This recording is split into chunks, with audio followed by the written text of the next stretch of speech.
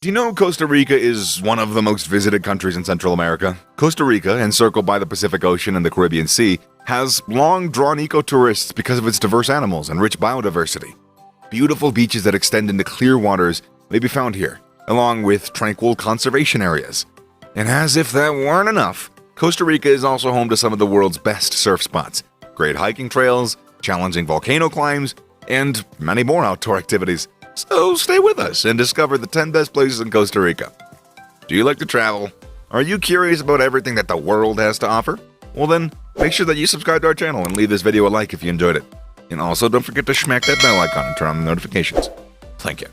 Number 10. Puerto Viejo.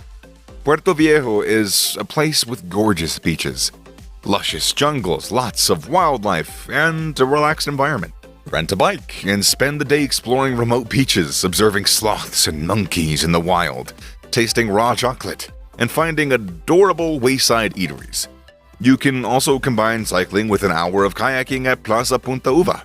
You can go out to the sea, but it's even more beautiful to go up to the river just behind the beach. The river runs through the jungle and it is especially beautiful in the morning. You should also go on a chocolate experience. Cacao grows very well in Puerto Viejo. Learn how the cacao is grown and how the beans are dried, as well as how the final product is made by taking a tour. Surfing is a must-do when sunny days and reggae music are playing. If you don't, it's criminal, you will be arrested. Not really. Puerto Viejo's surf season lasts from December to March and features large surges. Playa Cocles is the most well-liked location for surf lessons. Another thing that you really shouldn't miss is the Jaguar Rescue Center. This is a shelter for animals that have been hit by cars or just have been kept as pets. Animals are brought here by the government from all over Costa Rica. They care for many different types of animals with the aim of releasing them back into the wild somewhere in Costa Rica. And lastly, take a walk at the Cahuita National Park. The path and view are completely different every mile, and there's a good chance that you'll spot all kinds of animals here. You got coons, sloths, howler monkeys, and more. And by coons I meant raccoons, if that wasn't obvious. Anyways, number 9, Tortuguero. The Costa Rican equivalent of the Amazon rainforest is Tortuguero, sometimes known as the land of turtles. It dominates the northern shore and it's home to the 77,000-acre Tortuguero National Park. The Tortuguero National Park is one of Costa Rica's best known and most popular parks. Several rivers and canals crisscross in the vast territory. A fairly long journey awaits you to visit the special national park. The last part is covered by boat. It's therefore not possible to drive to Tortuguero on your own. This makes it all a little bit more special, right, than any other national park? The numerous turtles, thus the name, that come to nest along the shoreline are one of the area's main draws. Although April and May are the best months to view them nesting, you can still go trekking and take canal cruises if you visit them in the off-season, but there is plenty of wildlife to see all year round, don't you worry. Researchers have documented more than 400 species of birds in Tortuguero. The favorite is the beautiful toucan. Number 8. Rincón de la Vieja. Rincón de la Vieja is a national park of 54,054 miles. Squared miles, that is. The center of the park is the gigantic Rincón de la Vieja volcano.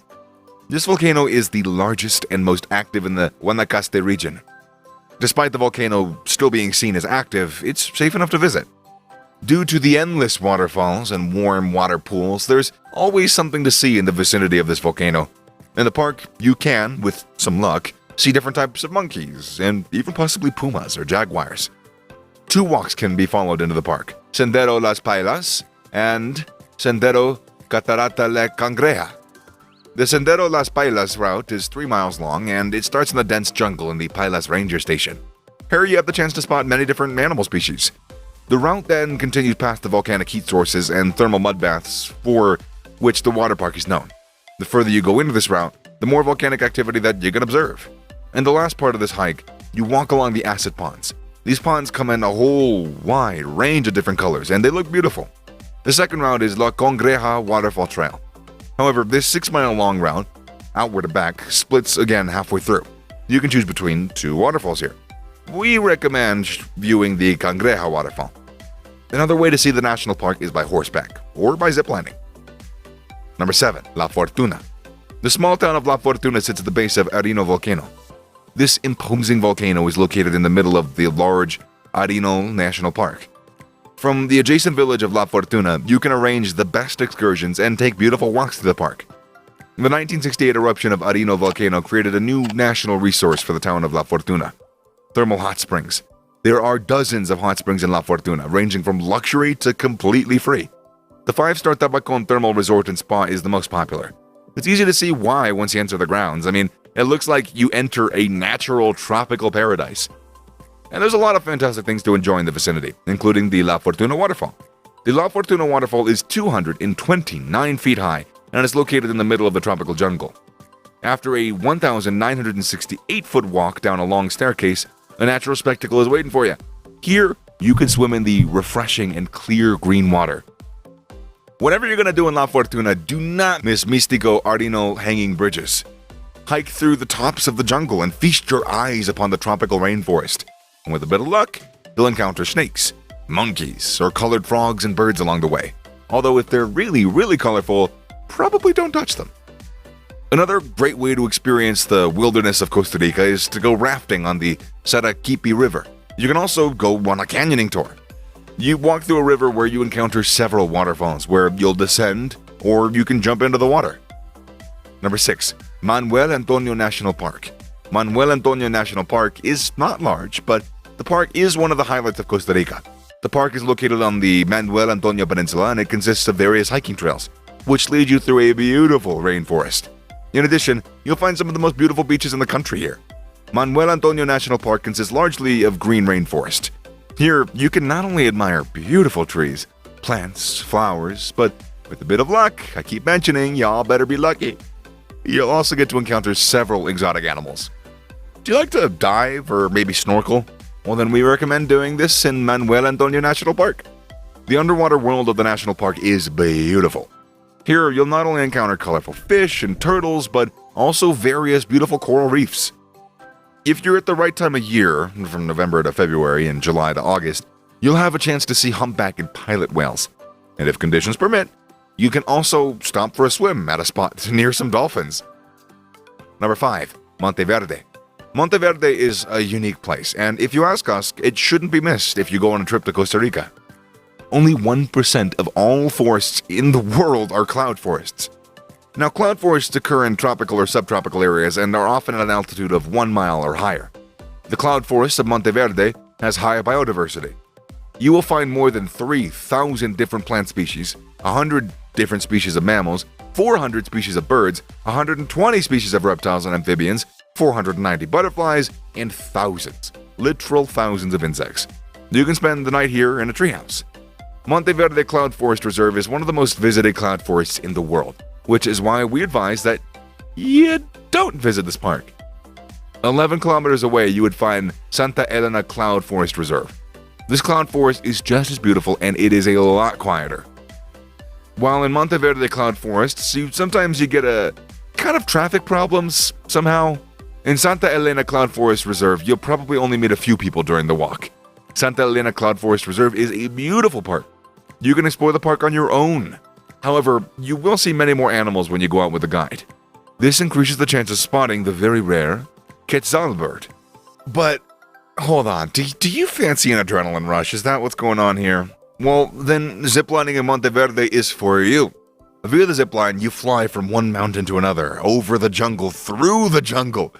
In addition to the normal ziplines, there's also a Tarzan swing, the Superman zipline where you can go abseiling. I mean, the variety is so cool. Another great way to explore the special cloud forest is by taking a walk over the hanging bridges. Number 4. San Jose. San Jose, located at an altitude of about 3,792 feet, is the capital of Costa Rica. 38 miles east of San Jose, in Irasu Volcano National Park, you will find an active stratovolcano. The Irasu volcano. It's the tallest volcano in the country, reaching upwards of 11,260 feet, and it has several active craters. The last serious activities were in the early 1960s, but explosions continued into the 1990s as well. You don't have to worry about an eruption during a visit to the volcano. It's completely safe to visit the volcano. The volcano's activity is now measured very precisely.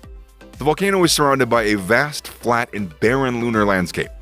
The Diego de la Hoya crater and the lake is the main reason that people actually, visit. Near the Irasu volcano, you'll also find the Basilica of Cartago.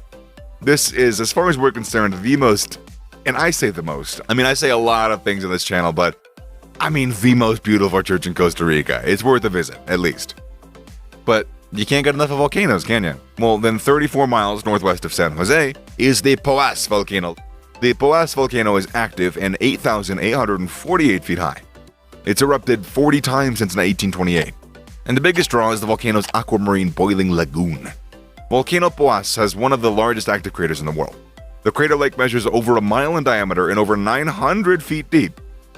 They're both fantastic day excursions from San Jose. Number 3. Santa Teresa.